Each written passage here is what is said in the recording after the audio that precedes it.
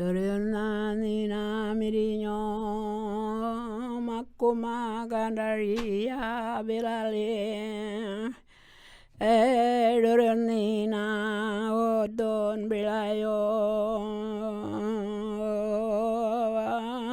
daogonina Dorion mirinyo Baima bilale makuma gandaria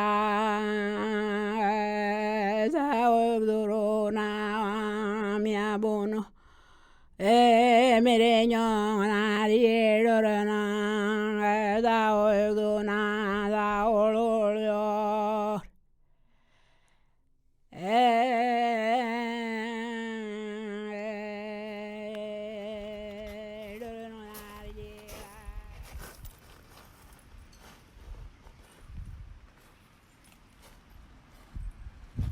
First, let us welcome you. This is my mother, Dr. Laklak Praronga, elder of the Datui clan and caretaker for Gomach, including Barka country.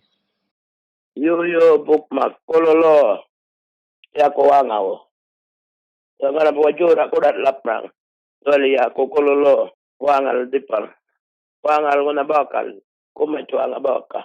Welcome to my country. This is Barbara Laklak Purarwanga from Baka.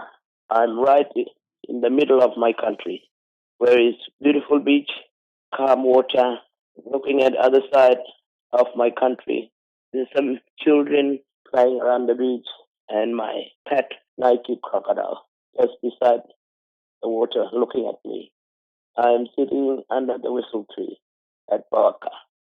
We also need to acknowledge the people of whose land we are sharing today, the First Nations of the places in which you sit as you listen, the elders past, present and future of that place, and the land itself, and the beings that co-become there.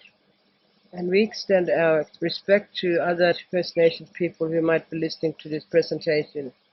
We share with you about Barka, about our place, our land, our people, and some of our stories, our mathematics. Respectfully extend this relationship to you, to your place and your people, and acknowledge the laws, stories, songlines, and histories of your own place.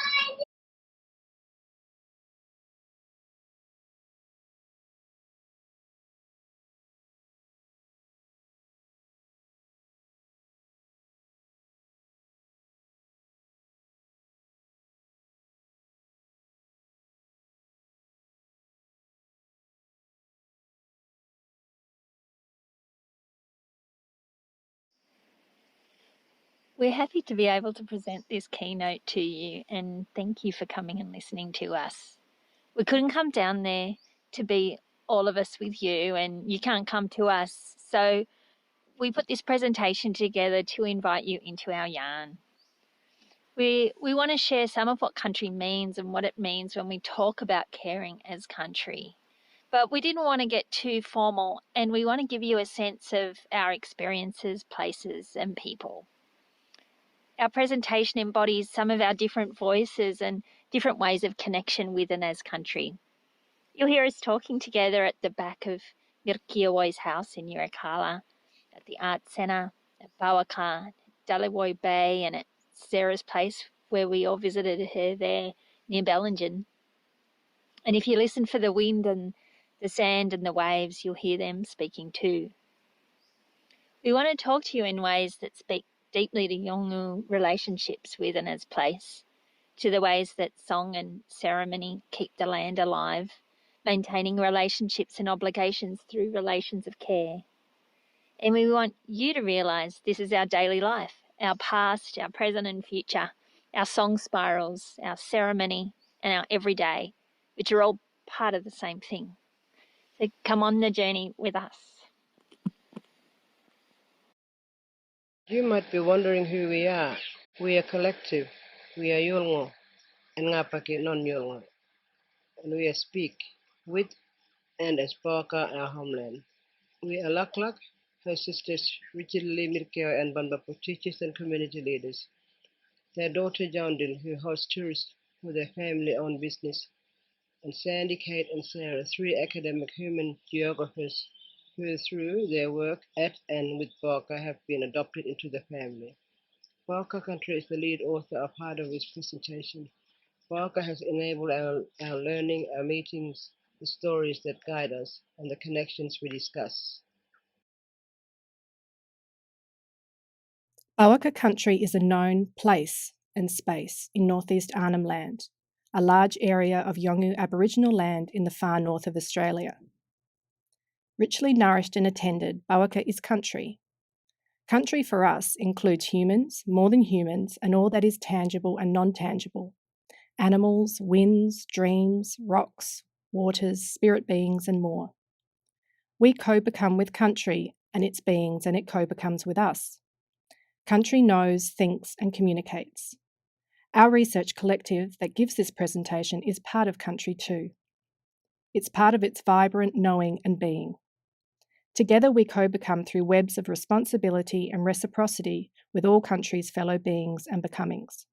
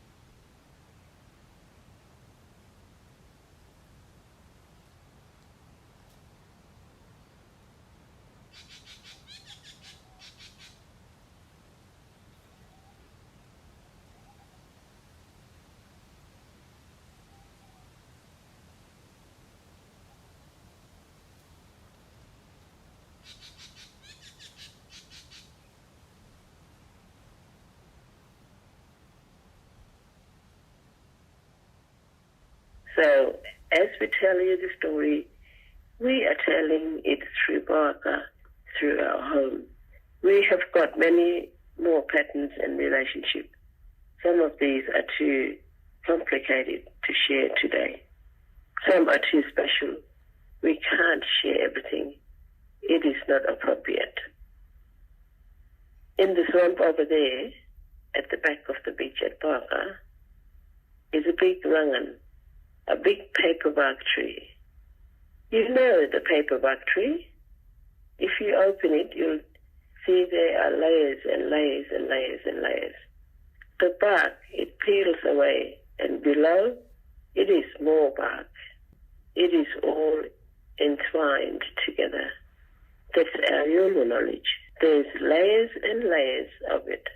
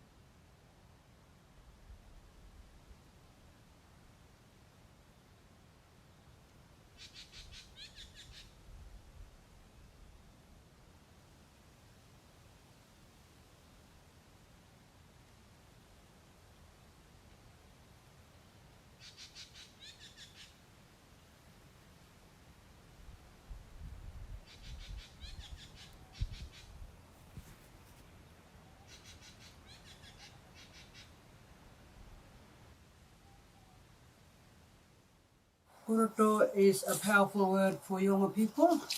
We use it. It's been there for years and years. Kuruto is kinship. Kuruto is mother and child. Kuruto is Yuta and Yindi. It's mother and child. Kuruto can be families, Palanda and Yolmo. Kuruto system has got Malk, which is the skin name. I am Gutchan, which is my Malk. Mama over here is Kalian. We are Toa and Yirita, the two moieties.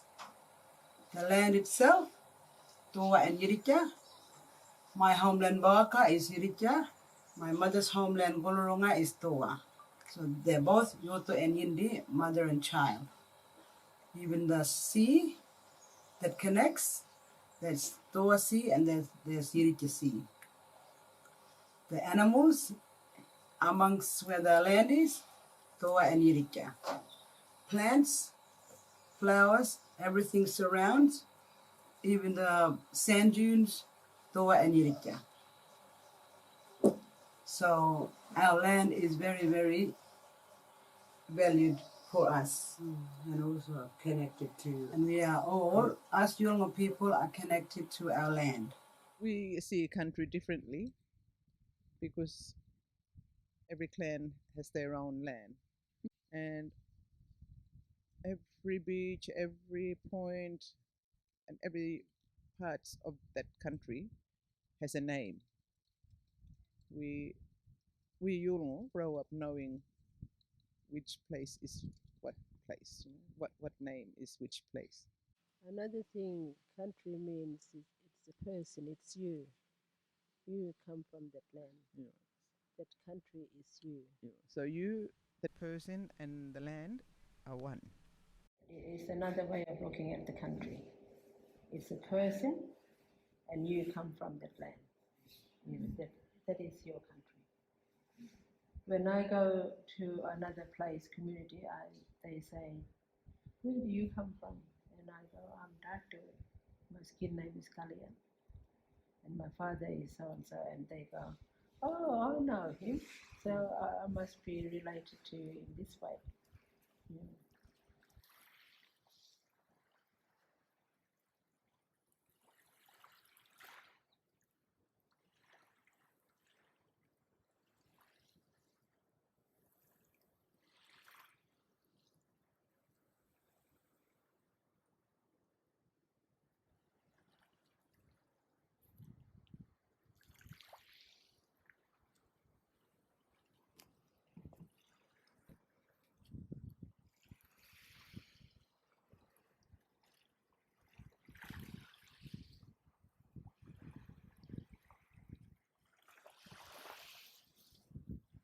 We want you to come with us on our journey of song spirals.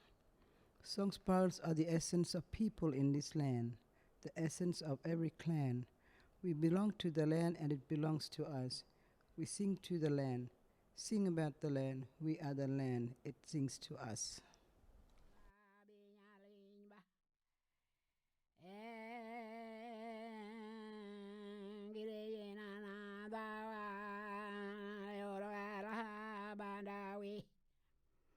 Bandai nga takalanga lia balgorok na ma ye na lia balgorok na jambal ngona nangala darana mangana ya garamara la yona gora mogo rani rani nyunuba marala milagongala modila marala milagongala ya mangan mire olbono mire. It's amazing that this is how Yolngu have seen the world and have observed and have seen over the people. thousands of years. And done it. And done it. Yeah. And have written those stories. And that's what these songs are. Yes. Yes. It's not just It's not just blah blah blah, blah blah, blah. We're actually You singing see what is life happening. on earth. Yeah. There's thousands and thousands of Well, and it's the same words that somebody had sung thousands and thousands of years ago. It never changes. Exactly. Yeah. That's why it's so powerful. That is what women sing through the tears of Milkari. What we do in our song spirals, we are singing a picture, but the picture is alive. That country is alive. That person's being linked to that country. It can't be separated from that country. Every song spiral is a song, a ceremony, a picture, a story, a person, a place, a mapping. Some things that we did, that we do, and that we will always do. And it's all of those things together, because those things are really the same, and it's much more. It is knowledge and language and law.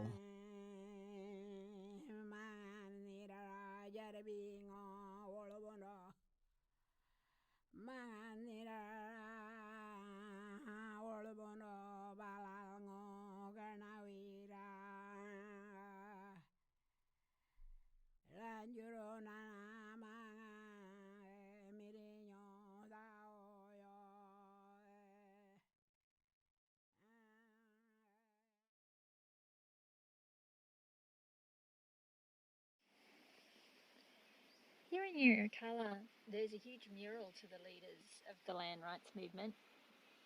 They stand looking out over towards the arts centre and out beyond that to the bay.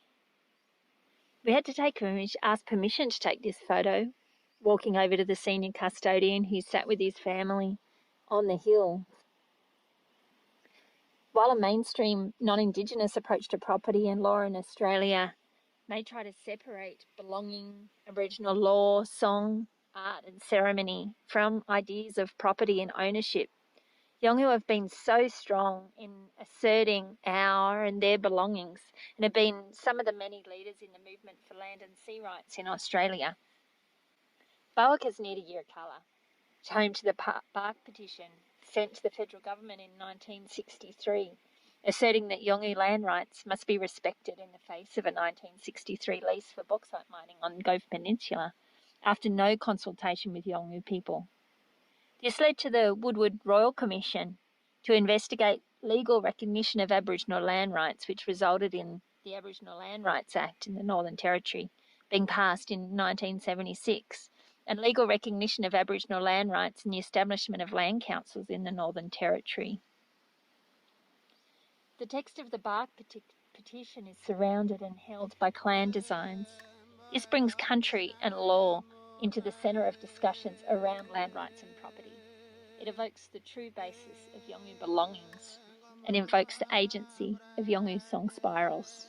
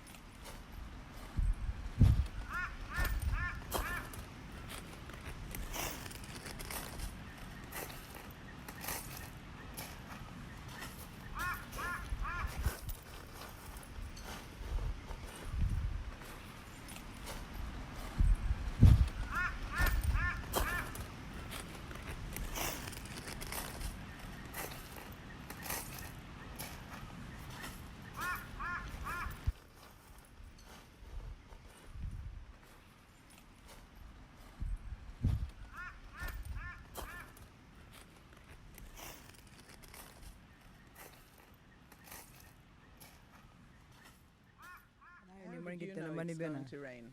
How did you know? Ara. Ngati nawe. Na yako. Tingonya ya kunya ibe. Ngayin. Na ni wangana korna. What was it singing just then? Na. Tingonya narbi. Arkman. It was a frog. So Ngamla just heard a frog, a green frog. She said she knows that it's going to rain. And that's what Yulngu see. Yeah. That's what Yulngu see in the pattern of the world, Yeah. in the way that the birds fly, Yeah. in the way that the frog calls. We know that it's going to rain.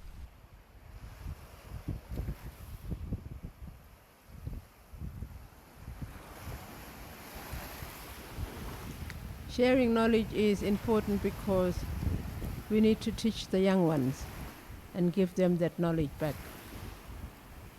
It's passing down.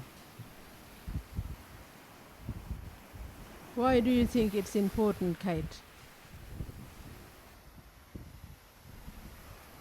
I think it's important to share some of the knowledge because the knowledge represents everything about Yolngu people, and I think Yolngu people's way of looking at the world, their way of seeing and thinking and doing and being, means that everything is connected. And when everything is connected, we can have good relationships, we can have strong relationships with each other, meaningful relationships. And when we don't see that connection, those relationships fall apart. And so I think Yolngu ways of seeing the world are so important for non-Indigenous people to learn. And so sharing the knowledge enables people to look at things in a different way.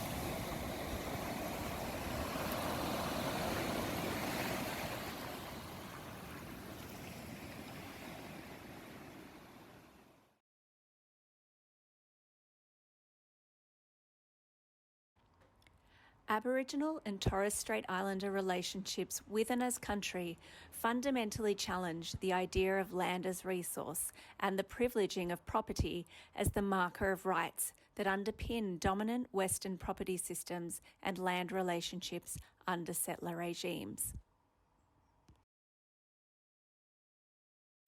Therefore, a deeply respectful engagement with Indigenous ontologies is necessary to move away from viewing Indigenous land struggles through dominant Western understandings of property and ownership and to properly understand Indigenous sovereignties.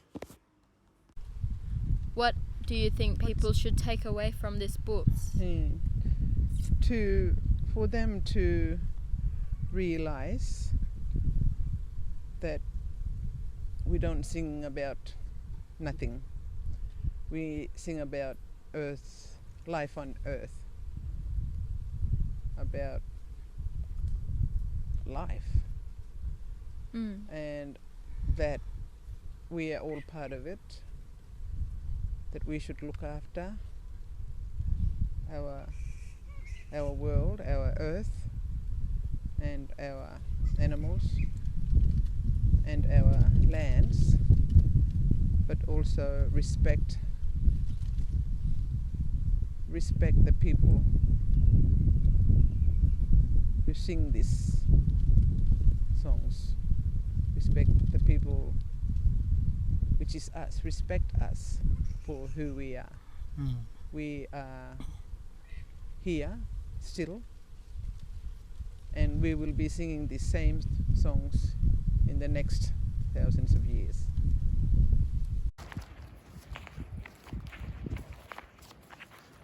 So when we sing the country, it's not just singing about what's there, what you see, what's on the land.